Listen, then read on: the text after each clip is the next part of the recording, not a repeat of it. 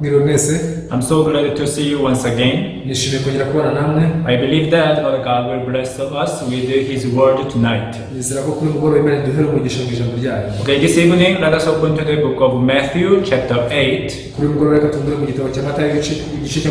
Matthew chapter 8 from verse 1 through 4.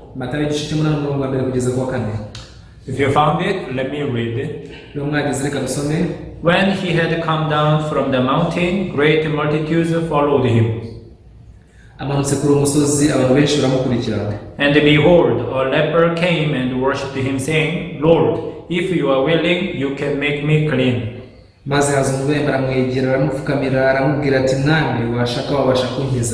Jesus put out his hand and touched him, saying, I am willing, be cleansed. Immediately his leprosy was cleansed. And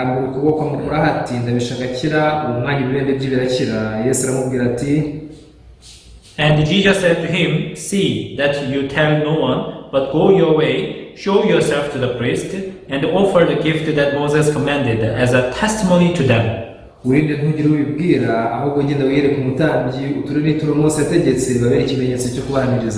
As you know very well, God is King of Kings. And God is Almighty. Since He is the King of Kings, He always walks by His word. Actually, the word of God and the word of man, these two are totally different.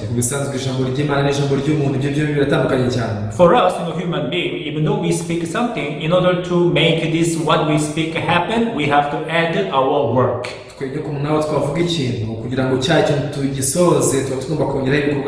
Suppose that you want to build one building, a house.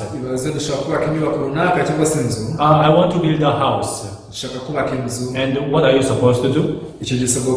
You have to maybe hire the architect. The architect should design the house. And after that, you have to call the constructor to build that house. I want to build a house. Yeah, this is the word. But in order for this word to be fulfilled, you have to add your work. Architecture, even constructors know that they must work hard. But God is different. Because God is King of Kings, and God is Almighty, and God is the Spirit. Once you read Genesis chapter 1, you can clearly see the working style of God. God, you see that one day He saw the earth was without the form and void and under the power of darkness. And it was not good in the eyes of God. That's why He began to work. How did He work? He did not bring the light. He did not order the light to come and stay in the darkness. God, He spoke His word. Let there be light.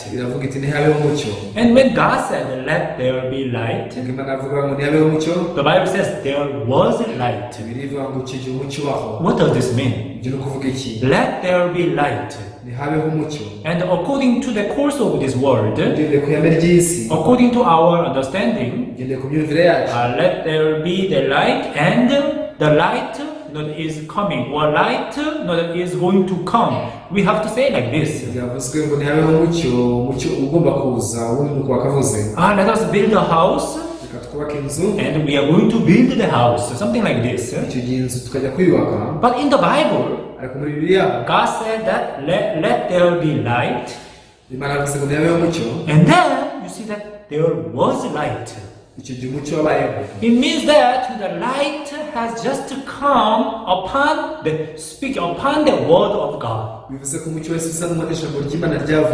Upon God speaking His word, the light has immediately come.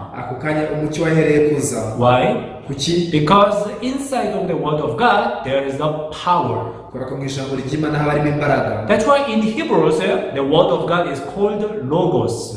Ni mpamvu mu Giheburayo ijambo ry'Imana ryitwa logos. Logos means that it has the power to fulfill it. bisobanuye ko rifite ubushobozi bwo gusohoza ibyo rivuze. That's why when God says that let there be light, there was light. Ni mpamvu Imana avuga ngo nihabeho umucyo, ako kanya umucyo wabayeho. And the Bible is the book of promise. Bibiliya ni igitabo cy'amasezerano. You can find so many promises in the Bible. Ushobora kubona amasezerano menshi muri Bibiliya. One day God promised Joseph, umunsi umwe Imana yasezeranyije Yosefu, you will be an overseer. iti uzaba umutegetsi. Actually Joseph, when he was 17, he received this promise. Yosefu yakiriye isezerano afite imyaka 17. But as you know very well the story of Joseph, ariko nkuko muzi neza inkuru ya Yosefu, he went through a lot of challenges and a lot of difficulties. yaciye mu ngorane nyinshi n'amakuba menshi. He was betrayed by his brothers. yagambaniwe n'abavandimwe be. He was sold as a slave. yagurishirijwe kuba umucakara. And then that he lived a slavery life. yabaye ubuzima bw'ubucakara. But actually he was recognized by the Potiphar and he became the manager of that house. yaje gushimwa na Potifari nuko amuhindura umugenga w'urugo rwe. But once again he was falsely accused by the Potiphar's wife. yarongererwa ibinyoma n'umugore wa Potifari. And he became a criminal and he was imprisoned. nuko agirwa umunyacyaha ashyirwa mu nzu y'imbohe. Though he did not do anything wrong, ubwo nta kibi yakoze, but because he was not, he rejected that the Potiphar's wife's the seduction. bitewe nuko yanze kureshwa na muka Potifari. So he was falsely accused and he ended up being imprisoned. yarezwe ibinyoma birangira afunzwe. He became a prisoner. yabaye imbohe. You see that he could have fallen into the deep despair. yagombaga kwiheba cyane. If you were Joseph, yuza kuba Yosefu, if I were Joseph, yuza kuba ndi Yosefu, both of us would have complained against God so much. twebwe twari kunubira Imana cyane. Hey God, what is this? Imana ese ibi ni iki? You gave me the promise that I would become overseer. isezerano ry'uko nzaba umutegetsi. But are you serious? ese koko urakomeje? Now you see that that I was betrayed my brothers dore unagambaniwe n'abavandimwe banjye. and I became a slave. nabaye umucakara. Okay, that one I can understand. nshobora kubyumva. But you see that I was falsely accused. dore narezwe ibinyoma. Now I am a prisoner. ubu rero ndi imbohe. Is it the promise that you gave me? ese ni byo sezerano mpaye? What is this? ibi ni iki? Are you serious? ese koko Now you urakomeje? see that Joseph, he had a lot of complaints in his heart, probably in the beginning. bishoboka ko bigitangira Yosefu yari afite kwinuba kwinshi mu mutima we. However, nyamara as he kept meditating the promise of God and the word of God and providence of God toward him, yakomezaga kwiyumvira atekereza ku isezerano ry'Imana, umugambi imufitiye. now you see that Joseph, he was able to receive the new heart from God. Yosefu yashoboye kwakira umutima mushya uva ku Mana. And then one day, chief butler and chief baker, they did something wrong against King Pharaoh and they were also imprisoned. umunsi umwe umutwara w'abahereza vino ndetse n'umutwara w'abavuzi b'imitsima bakoreye umwami icyaha no kubashyirwa mu nzu y'imbohe. Probably the Joseph, could have sensed that now the God is at work. bishoboka ko Yosefu yashoboraga kumenya ati koko Imana iri gukora. There must be the will of God. hagomba kuba hariho umugambi w'Imana. There must be the plan that even I may not know. hagomba kuba hariho gahunda yayo njye ntazi. But there must be a reason that these people, these high officials, they were imprisoned where I am. byanze bikunze hari impamvu yatumye aba bayobozi bafungirwaho ndi. What a coincidence! You see that these two, the chief, the high officers, they had a dream in one day. ese ni kuki byabaye uruhurirane ko aba bayobozi bombi bagirira inzozi umunsi umwe. And they could not know what that dream meant. ndetse ntibasobanukirwa n'icyo izo nzozi zisobanura. So both of them, they asked Joseph, bombi babaje Yosefu, and Joseph interpreted their dreams. nuko Yosefu abasobanurira inzozi zabo. And Joseph could have the hope in his heart. icyo gihe Yosefu agira ibyiringiro mu mutima. I was not forsaken by God. ati rwose sinaretswe n'Imana. God has been working for me, but I did not know. Imana yabaye inkorera ariko sinari mbizi. But God always worked according to His promise and according to His word. As you know very well, Joseph ended up becoming a governor in Egypt. And he saved the people from this famine. Even Moses, God gave this promise to Moses to deliver the Israelites from the land of Egypt. As you know that is a story of Exodus, right? And God, He made this happen according to His promise. He had a wish at the age of 40. I want to work for my people. I want to save my people. Because my people, they are working as a slave. But for me, I'm like a prince. I'm a prince, a son of the princess. I'm living as a prince. But whenever I see my people, it's really heartbroken. So Moses, he had a strong wish to help his people. However, the way was not open. Even he killed the one Egyptian. This was known to everyone, so he ran away. This is how he spent even the 40 years. Now you see that when he spent 40 years, in his heart, he actually gave up on everything.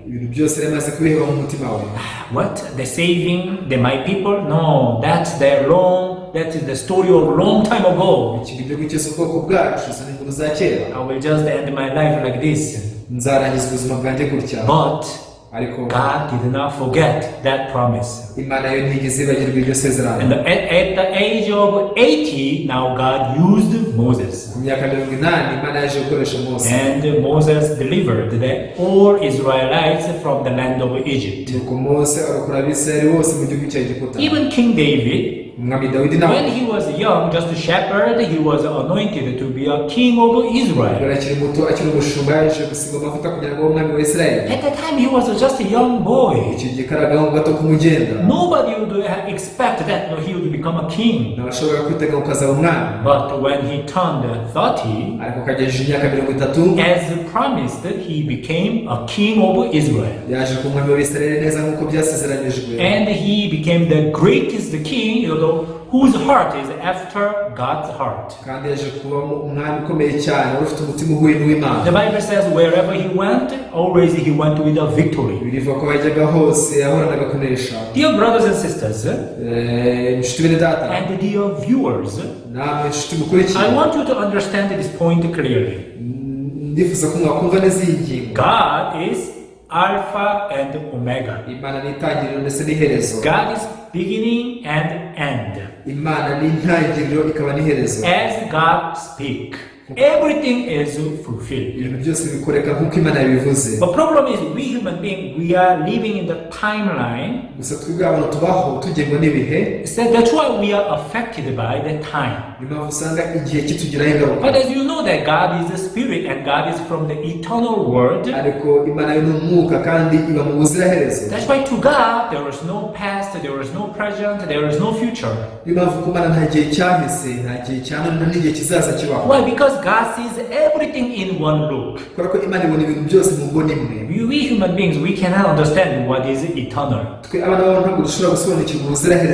Because we cannot find anything eternal, anything forever in this world. We are always ruled by this time.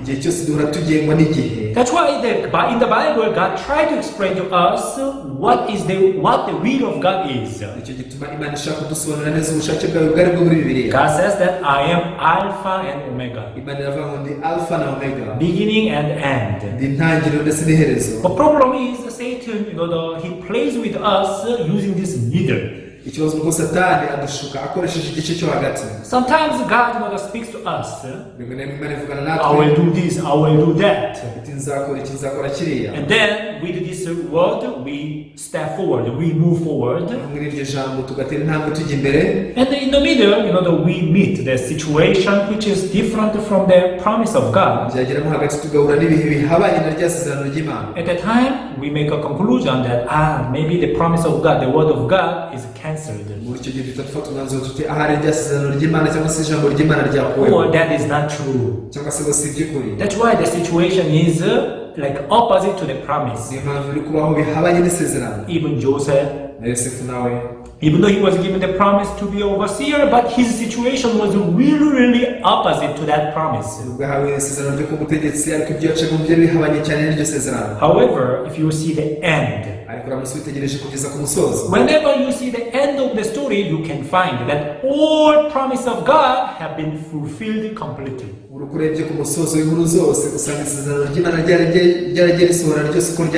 There are a lot of promises in the Bible. You see that all promises have been fulfilled except one. Except the return of Jesus Christ. But I have no doubt that even that promise will be accomplished. Actually, there are so many people, they used to despise the Bible, saying that this Bible is a lie because of the one promise in the Bible. That promise was the restoration of this country, Israel. This Israel was destroyed by Rome AD 70. But in the Bible, the God promised that one day this Israel will be rebuilt. Almost 1900 years passed. But still, there was no Israel in the country, in the world. However, 1948, in the month of May, now you see that Israel became independent. They restored the country as the Bible promised. Before that happened, the people, they had despised the Bible, that this Bible is a lie. But after that incident, all people who had despised the Bible, their mouth was shut. Dear viewers, remember this, that promise of God, the word of God, it has the power to fulfill. The story that I read today, now the Matthew chapter 8. Starting from the Matthew chapter 5 up to 7, Jesus was preaching on the mountain. Jesus preached the word of God, not using the 3 chapters. Now the word that Jesus preached, it was the word of God. Which means, this word of God, it has the power. Now even you are listening to the word of God. If this word of God enters you, and if this word of God is welcomed in your heart, because this word of God has the power to work on it, it will definitely make the certain miracle or the amazing work in your life. The Bible says the word of God is sharper than 2-edged sword. Very powerful. The word is living and powerful. Now when Jesus preached this word on the mountain, the people's heart, they were inspired and they were moved so much.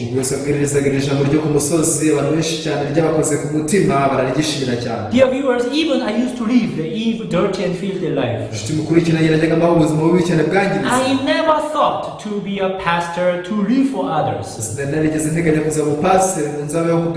when I got this, when I was dispatched to Rwanda, actually, when one elderly person who knew me very well, since I was young, when he got this news that I'm going to be dispatched to Rwanda as a missionary, he said that, oh, this is the miracle of God. Umuntu umwe mukuru mu bari banzi yumvise ko ngiye koherezwa mu Rwanda kujya kuba umukozi w'Imana, yavuze ati rwose icyo ni igitangaza cy'Imana. You know why? Muzi impamvu? Because I used to live really filthy and dirty life. Najyaga mbaho ubuzima bwononekaye cyane, ubuzima bwangiritse. Nobody expected that I would live for the gospel. I would live for the work of God. He said that if you live for the gospel, it means that it is only God who can change you. Because no one could change you. Actually, my parents, even the people who knew me, most of them gave up on me. However, when the word of God entered in me, this word of God changed my heart and changed my life. I used to live with the self-confidence. I used to live with the negative mind. I used to smoke. I used to drink. I used to live with always despair. However, God changed my heart. How? God did not command me that you should not live like that. God spoke to me His word. Even here, Matthew chapter 5 to 7, Jesus Christ continuously preached the word. When Jesus Christ continuously preached the word, now this word began to work in the heart of the people. Now, one leper approached Jesus. Why? Because as he was listening to the word of Jesus Christ, he got the hope. Yeah, I think this man, he has a certain power. His word is working in my heart. So I have to approach him. I have to express my heart to him. I have to show my problem to him. Because I believe that he has the power to heal me and solve my problem. This leper, he has a very precious heart. Now I'm going to explain to you the 3 steps of experiencing the work of God.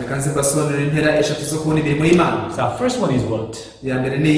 First step is to approach Jesus and to show your problem to him. Let us read verse 2. Matthew chapter 8 verse 2. And behold, a leper came and worshipped him, saying, Lord, if you are willing, you can make me clean. You can make me clean if you are willing. As you know that this man was a leper. This the disease called leprosy. It is really terrible disease. Because this man, he became senseless. Even if he was wounded, he could not feel any pain. Even if his finger falls off, but he could not feel any pain. Leprosy in the Bible is symbolized as sin. Unfortunately, so many people in this world, even though they have sin in their heart, but they live senseless life. I believe that all of you know that if you have sin in your heart, you cannot go to heaven. That is something really dangerous. But many people, they live senselessly. ariko abantu benshi baba nta byumvo bafite. I'm not the only one who have sinned. Aravuga ngo sifite icyaha nyine gusa. Yeah, people on the earth, they come into sin. Abantu bose mwisi bakora ibyaha. I ask for the forgiveness of sins, that will be okay. Ariko mfa konsa imbabazi z'ibyaha n'undi meze neza. Even though they have sin in their heart and they are not ready to stand before God. Nubwo bafite ibyaha mu mitima yabo kandi bakaba batiteguye guhagarara imbere y'Imana. But because they lose the sense, therefore they just think that it's okay. Though I have sin in my heart, I'm an elder in the church, I'm a choir member in the church, I'm an evangelist, I'm a pastor, so I'm okay. Many people live with this kind of senseless mind. But amazing thing is, this leper, he could realize that I should not live with this leprosy. Now I have no solution for my problem. So I have to approach Jesus. And this is the first step. You when you have the problem, you approach Jesus and you ask him for the help. Actually, most of the Christians, they are very good at doing this. If you have the financial problem, if you have the health problem, even if you have the sin problem, you have the fear in your heart, so you may pray to God. You may stand before him and ask for the help. God, I need your help. God, I need your guidance. Yes, you approach God, you approach Jesus for the help. Yeah, people, they are very good at doing this. But what is the second step? Verse 3. Then Jesus put out his hand and touched him, saying, I am willing, be cleansed. Immediately his leprosy was cleansed.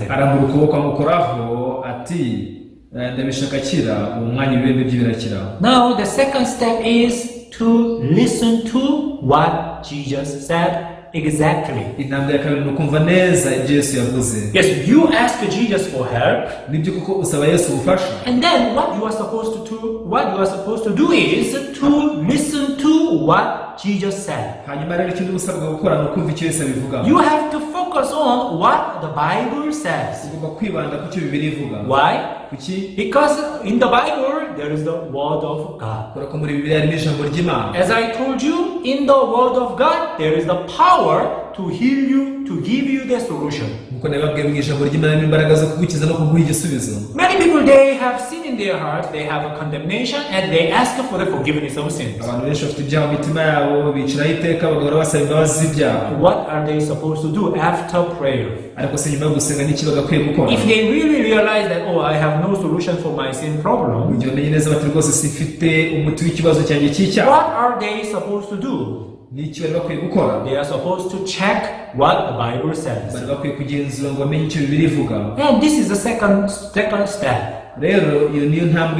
To check what the Bible says, what the Word of God says. And here Jesus said, I am willing, be cleansed. And now the last stage. This leper, he accepted that what Jesus said, even though it was not actually understandable. Jesus says, I am willing, be cleansed. Now you see, you ask for the forgiveness of sins. God, I committed sins, please forgive me my sins. Do you know what the Bible says? Be cleansed, I have forgiven your sins. I have been crucified. I have shed all of my blood to wash your sins. I died for your sins. So all of your sins are washed, all of your sins are paid. And then, what do people think? Is that all? I don't think there wants to be something more. Hey, Jesus said that it is finished. So is it finished? I don't feel anything in my heart. If I really receive salvation, there must be something really hot in my heart. There must be something very special. Is that all that not that Jesus said it is finished? Now you see that people, instead of receiving the word of God only, they expect another thing. They value their feeling, their emotion, and their understanding more than the word of God itself. This is how Satan deceived the people. I am willing, be cleansed. Jesus, is that all? Why don't you pray for me? Why don't you do something special for me? I don't think that I can be cleansed by just that word. People ask me this question. Is faith enough? Is faith enough? What do you think? Oh, dear viewers, what do you think? Henry, what do you think? Huh? Edmund, what do you think? Is faith enough? What do you think, the viewers? Is faith enough? Is faith enough? No. We have to also add our work. Work of whose? Whose work do you try to add? People, they try to add their own works. Why? Because they don't believe that faith, it is always moving with its work. That's why many people, even though they listen to the word of God, they read the Bible, but always they try to add on the top of that word of God. I told you the story of Joseph. You see that in the prison, Joseph interpreted the dreams of chief baker and the chief butler. Chief, the butler, he had a dream and he saw the vine tree and he made a wine.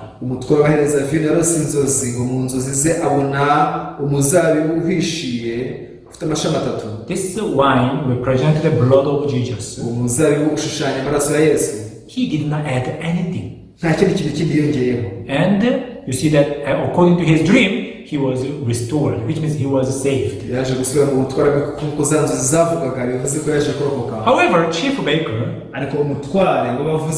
he saw the 3 white baskets. Also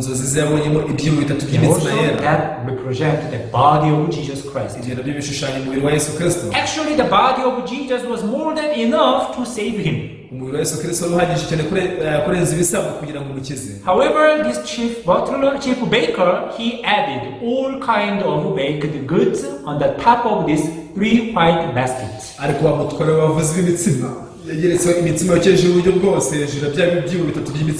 Why? Because he thought that, hey, maybe it's not enough. I don't think it could please the king. I have to add all kind of baked goods. He added, and what happened to him? He was destroyed. He was hanged. The reason why the people, they try to add their own works on the work of Jesus Christ, it is because they don't believe that the work of Jesus is more than enough to make them perfect, righteous before God. This leper, even though the word of Jesus was not understandable, but he accepted that word of Jesus. I want you to make me clean. Oh, you Jesus, you said also you are willing. So my heart and your heart are same. If Jesus is willing to make me clean, that I am clean. Why? Because the word of Jesus, it has that power. Let there be light, and there was light. Hallelujah. This is what Bible says. I am willing to make you clean. Oh Jesus, if you are willing, it means that I am clean. The Bible says God desires all men to be saved and to come to the knowledge of the truth. That is what God wants. God wants to make you clean. God wants to save you. God wants you to come to the knowledge of the truth, so that you can be free from the lie and force. You shall know the truth. Truth shall make you free. This leper, he was bound by the leprosy. Many people nowadays, they are bound by sin. They are bound by worries. They are bound by the despair. They are bound by the problems in this world. But God is ready to work for you. By sending His word, I will make you free. You are with me. I sent you Jesus Christ. Jesus saved you from your sin. He solved your problem. He already saved you from that despair. If you believe in this, your heart cannot remain in despair. Even though you are surrounded by so many problems, you will say that, oh, I am hopeful. I have a lot of joy and happiness. Why? Because that is what God says. I hope that this evening you accept this word and then see the power of the word of God in your life. Now you speak up to here. Let us pray. Heavenly Father, we thank you. You have given us this beautiful evening. We are able to share your word. Father, your word has the power. Even if we are in a lot of troubles and problems, once your word is spoken, we cannot stay in the darkness, in the problem anymore. Because if you speak a word, it means that what you have spoken is already fulfilled. Allow all viewers to receive this word in their heart so that they can live with hope and joy. Father, we thank you. I pray everything in the name of Jesus. Amen. And thank you very much. See you next time.